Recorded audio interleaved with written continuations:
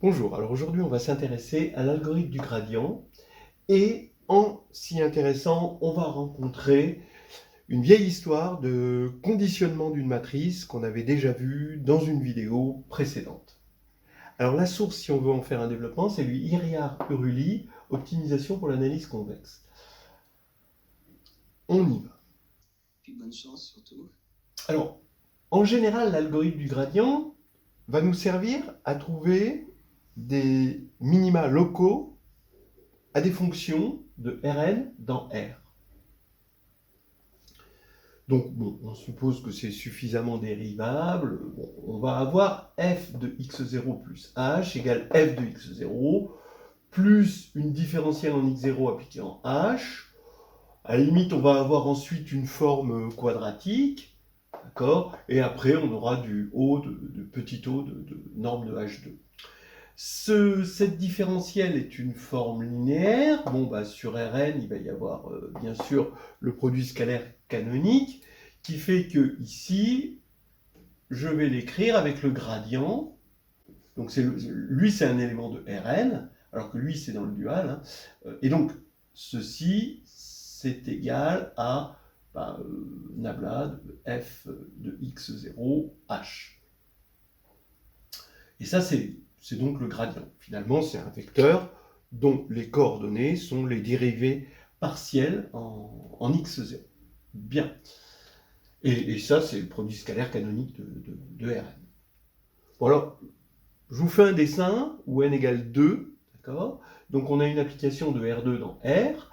Et là, ce que je dessine, ce sont des lignes de niveau de plus en plus grandes. Donc, les lignes de niveau, c'est l'ensemble des x tels que f de x égale k. Et sur une ligne de niveau, k est fixé. Voilà. Et là, k est de plus en plus grand. Et là, dans ce sens-là, on va dire qu'il est de plus en plus petit. Voilà. Alors déjà, comment on voit la tangente en une ligne de niveau, en x0, donc on a f de x0 égale k, donc ça c'est la ligne de niveau f de x égale k. Bon, on va le faire à la physicienne, on a f de x égale k, on prend la différentielle, et la différentielle d'une constante c'est 0, et donc ça veut dire que d de f x0 en h, un vecteur tangent ici, est égal à 0. Bon, ça, c'est quelque chose qu'il faut admettre, mais comprendre à la physicienne. C'est en fait quelque chose qui semble assez naturel et évident, mais c'est quand même pas facile de le démontrer. Bien, donc vous avez votre vecteur tangent ici, h, et ici, on a dit que c'était le gradient de f en x0, h. Donc ce qui veut dire que on a ce gradient qui va être tout le temps orthogonal au vecteur tangent, hein, comme c'est exprimé ici. Hein, on a le point x0 qui est un élément de R2 ici, et on a ça qui est orthogonal à ça. Alors, il est orthogonal, mais aussi il a une direction. Et en fait, elle n'est pas innocente, cette direction. Elle va vers les lignes de niveau plus grandes. Voilà. Alors maintenant, le but est d'utiliser ce gradient pour trouver un minimum local pour f. Donc, je pars d'un x0, il va être sur une certaine ligne de niveau forcément, et je vais construire un x1 grâce à mon gradient, mais mon gradient opposé, parce que je veux aller vers le minimum. Je vais regarder la fonction, mais cette fois-ci à une seule variable, d'accord? Puisque je vais la regarder sur la droite qui est dirigée par mon gradient, en ce point-là. Voilà. Bon, on va se mettre dans les bonnes conditions, on va supposer que le minimum existe, et je vais avoir mon nouveau point x1, c'est x0, plus t fois le gradient de f en x0, ou moins t fois, on va dire, parce qu'on va dans l'autre sens, comme ça on prend les t positifs, et on va prendre un t0, de sorte à ce que le minimum soit atteint avec t0, évidemment, qui devrait être normalement strictement positif, parce que j'ai mis un moins là. Voilà. Et maintenant, ben, c'est suivez la flèche, hein, voilà, hein, vous suivez la flèche, et la flèche va nous amener vers ben, une suite, ici, x2, x3, x4, qui va tendre rapidement vers le minimum. Bon, voilà, hein, je l'ai fait un petit peu avec les mains. On va donner un exemple où tout est bien contrôlé, même si cette méthode est générale. On va se donner un exemple où on peut contrôler l'erreur. Alors, voici l'exemple. Vous avez A, une matrice réelle, symétrique, définie positive. F de x, c'est 1 demi de AXX plus BX. Donc ça, c'est le produit scalaire canonique. B, c'est un élément de Rn, donc on s'est donné A et B. Et le théorème, c'est le suivant. Il existe un unique minimum à cette fonction. Ah oui, ça, on s'en doute, ça va faire une espèce de paraboloïde, d'accord, de révolution, hein, comme ça, avec un minimum là, parce que A est symétrique défini positif, donc ça va être tourné vers le haut, en quelque sorte. Et il est donné par, disons que le x bar, tel que f de x bar est le minimum, c'est le gradient de f en x bar est nul. Voilà. Mais maintenant, pour l'obtenir, c'est ce que je vous disais tout à l'heure, la limite de la suite xk, avec x0 dans Rn, xk plus 1 égale xk plus tk dk, où dk, c'est l'opposé du gradient de f, mais en xk, et tk qui minimise cette fonction-là, d'accord, qui devient une fonction réelle où on va trouver facilement le minimum. Voilà, c'est ce qu'on va regarder. On va étudier cette suite surtout, hein, et on va tomber, quand on va vouloir mesurer l'erreur, on va tomber sur la notion de conditionnement d'une matrice. Ok, je vous préviens, les calculs, je ne vais pas trop les faire. Hein. Je vous dis, bon, le détail des calculs, si le calcul n'est pas illuminant, si ce n'est pas l'utilisation de quelque chose de particulier, bon, tout le calcul tout droit, je ne le ferai pas parce que bon, c'est quand même chaud ces trucs-là. D'abord la différentielle. Bon, c'est f de x plus h, c'est f de x évidemment, plus, on développe, hein, en fait, comme on a des produits scalaires, c'est bilinéaire, on développe par linéarité, et ici on va avoir ax plus b h, voilà la différentielle, puisque c'est la partie linéaire du développement, plus petit o de norme de h. Bon. Donc ce qui fait que nabla de f de x, c'est juste ax plus b. Hein, on le tire ici.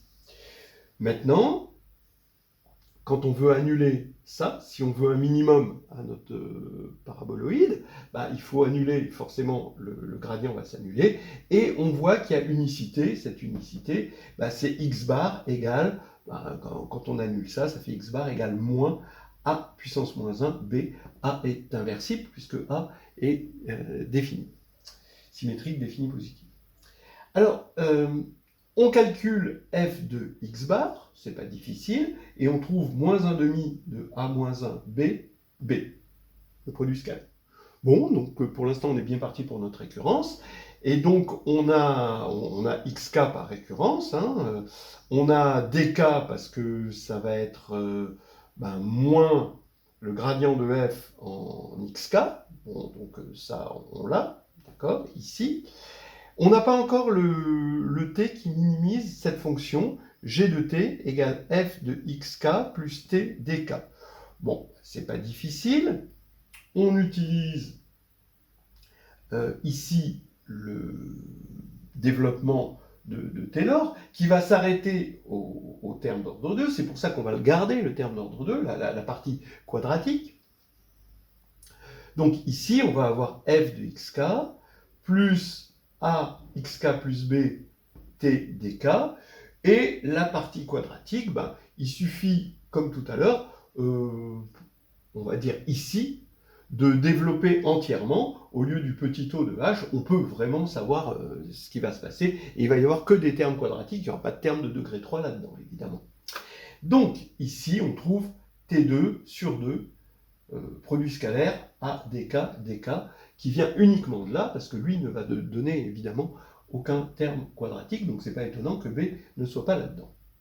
Bon, alors maintenant, juste un petit détail, sachant que ça, ben, c'est exactement moins dk, d'après la formule ici dk et cette formule-là, eh bien, on a g de t égale f de xk moins t norme de dk carré, hein, qui vient de là, plus ben, t2 sur 2, facteur de ce terme-là.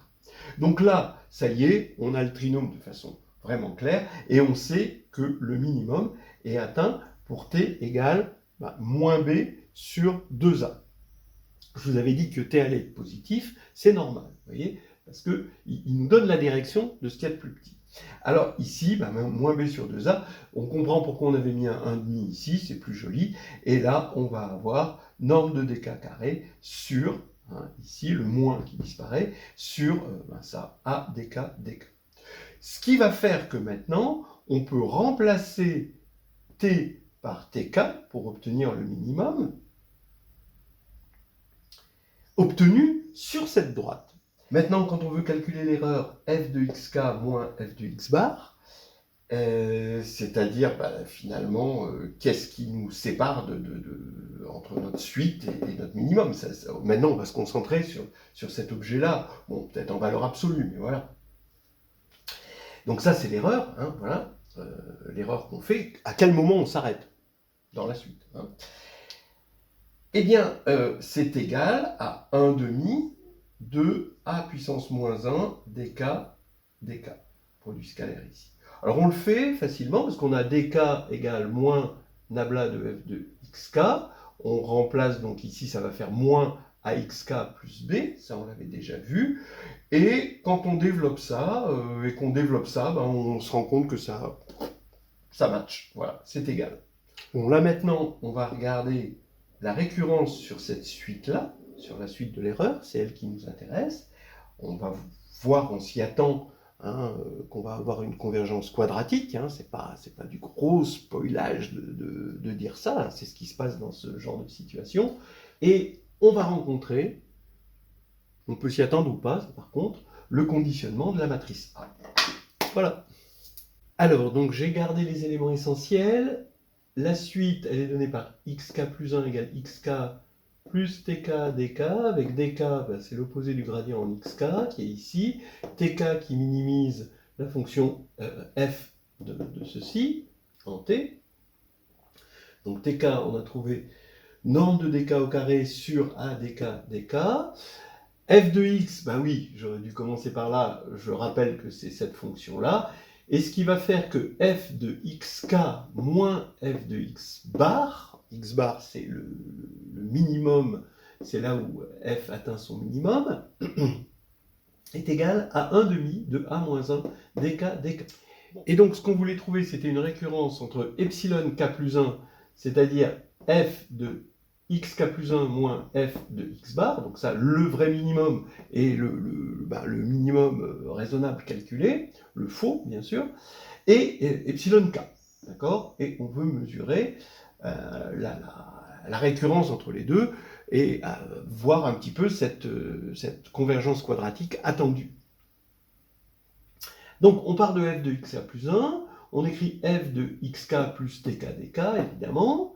On développe ça parce que c'est développable, on l'a développé déjà tout à l'heure, et donc ça fait, on va retrouver f de xk, évidemment, et le reste, on va trouver moins 1 demi de dk puissance 4 sur a dk dk. Vous voyez que ça reste quadratique, hein, quand même, hein, l'air de rien. Bon, ça vient en fait du fait qu'on a a dk dk ici, hein, bon, ça étonnera personne, hein, ce truc-là. Bien, maintenant quand on va enlever f de x bar des deux côtés, ben, on va enlever f de x bar aussi ici, on va mettre en facteur, il va y avoir un 1 ici, et là il va y avoir ça. Donc cette formule découle visiblement de celle-là. Bon, donc maintenant ça je l'appelle epsilon k plus 1, ça epsilon k, et là je vais avoir 1 moins, toujours des normes de dk puissance 4, et là vous voyez que d'après ce qu'on a vu ici, bon, on n'a pas fait le calcul vraiment, hein, mais bon, Voilà, hein, je vous ai indiqué comment vous pouvez le faire. Vaut mieux partir de là, en fait. Eh bien, ici, je vais avoir du A-1 dk dk. Le 2, donc du coup, disparaît. Ça, et là, je garde ça. Et là, voilà, j'ai ce paradoxe, ça va dépendre de A et ça va dépendre de A-1 aussi. Et nous amène à la notion de conditionnement. Alors regardez, quand on prend A, une matrice symétrique définie positive, elle va avoir des valeurs propres réelles qui s'étalent entre lambda 1 la plus grande et lambda n la plus petite, qui est tout de même strictement positive, parce que la matrice est symétrique définie positive. Et on définit le conditionnement de plusieurs manières. Disons que là, le conditionnement pour cette matrice qui est symétrique définie positive, ça va être lambda 1 sur lambda n, donc un élément supérieur ou égal à 1. En général, le conditionnement, c'est la norme 2 subordonnée de A fois la norme 2 subordonnée de A-1. Alors, qu'est-ce que c'est que la norme subordonnée 2 ? On sait que c'est la racine carrée. Bon, alors d'abord, sa définition, c'est que c'est la norme subordonnée à la norme quadratique, mais on peut le calculer en disant que c'est la racine carrée du rayon spectral de A étoile A. Si, bon, on va dire A transposé A, parce que A est une matrice réelle ici. Mais si c'est une matrice complexe, c'est A étoile A. Donc il faut prendre la racine carrée du rayon spectral de A étoile A, en général. Voilà. Qui, elle, est... alors on va prendre A inversible. Donc ça va être symétrique défini positif, ou hermitien défini positif si on est sur C. Et donc on peut appliquer ça. Mais si A est dans Sn++, alors A étoile A est la racine de A étoile A, ça va être A, ce qui fait que on va avoir ici lambda 1 pour le rayon spectral, et forcément 1 sur lambda n, parce que quand on inverse, ici, les plus petits deviennent les plus grands. Voilà. Ce qui explique cela, à partir de la définition de départ de K de A. Et là, l'inégalité de Kantorovitch apparaît, que l'on va admettre pour l'instant, on le montrera plus tard.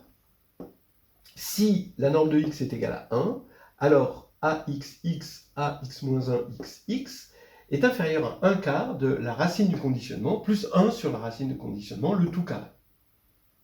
Bon. On se fera plaisir plus tard après. Ok. Alors, ici, maintenant, regardez, ça nous donne epsilon k plus 1, qui va être maintenant, avec cette inégalité, le moins et l'inverse, ça va se compenser, donc ça va être inférieur à epsilon k facteur de 1 moins le 4 ici, et on va avoir ceci. Alors maintenant, on développe ça, on met ça au même dénominateur, on utilise les identités remarquables, développer les carrés, on multiplie par racine de k de a des deux côtés, et on va retrouver ici k de a moins 1 sur k de a plus 1, le tout carré, ça c'est très facile. Bien. Évidemment, vous voyez que ceci, oui, comme k de a est supérieur à 1, c'est facile de voir que ça, c'est toujours positif, et donc ce truc-là est compris entre 0 et 1, ce qui va faire que on va avoir une convergence quadratique, donc on va obtenir notre minimum très rapidement. Voilà. Donc, vous me connaissez, j'adore garder le meilleur pour la fin, et on va regarder cette inégalité de Kantorovitch. Donc on y va rapidement sur l'inégalité de Kantorovitch. On veut montrer ceci. Alors regardez, on prend x, attention, il est de norme 1. On développe x, on le décompose dans une base orthonormée de vecteurs propres, d'accord, pour A, et donc pour A-1 aussi. Et donc on va avoir la somme des lambda i, ici quand on écrit ce produit, c'est la somme des lambda i xi carré, et la somme des lambda i moins 1, bien sûr, xi carré. Bon, Alors maintenant, je mets de force lambda 1 en facteur d'ici, et lambda n, 1 sur lambda n en facteur ici, et j'ai ceci. Hein, je me retrouve avec lambda 1 au dénominateur, évidemment, et lambda n au numérateur, par contre, ici. Donc là, je vais utiliser une espèce d'inégalité de Cauchy-Schwarz à la Cauchy-Schwarz, disons, ici, pour des vecteurs de Rn, ce qui va me donner ceci. Voilà, là j'ai ajouté, j'ai divisé par un quart, et là c'est au carré. Bon, et maintenant, eh bien, le max de ça, parce qu'il faut que j'élimine ces i disgracieux. Donc les lambda i, ils sont compris entre lambda n et lambda 1, donc je regarde le max de x sur lambda 1 plus lambda n sur x sur cet intervalle. Et c'est facile de voir que c'est atteint en lambda 1 et en lambda n, symétriquement en fait, c'est le même max, et c'est 1 plus lambda n sur lambda 1. Voilà. Pour x égale, c'est pour les extrêmes. En fait, la dérivée, oui, c'est facile, hein, parce que c'est une fonction homographique, et la dérivée, elle ne va pas s'annuler. Et il n'y a pas de zéro de dérivée, donc le max, il est atteint aux bornes. Bien. Donc là, maintenant, c'est bientôt terminé. Eh bien, je trouve un quart de, ici, bien, je vais mettre en facteur le plus grand, il va me rester somme indice i de xi carré, d'accord? Si xi carré c'est positif, c'est compatible avec l'inégalité. Ici, je vais avoir ça, mais la somme des xi carré, ça fait 1. Ici, je mets en facteur, mais avec le carré, ça fait ça. Et là, je reconnais le conditionnement. Voilà. Voilà, donc on a vu apparaître le conditionnement et l'inverse du conditionnement, qui vient compenser le conditionnement. C'est assez amusant. Voilà, allez, faut pas abuser des bonnes choses.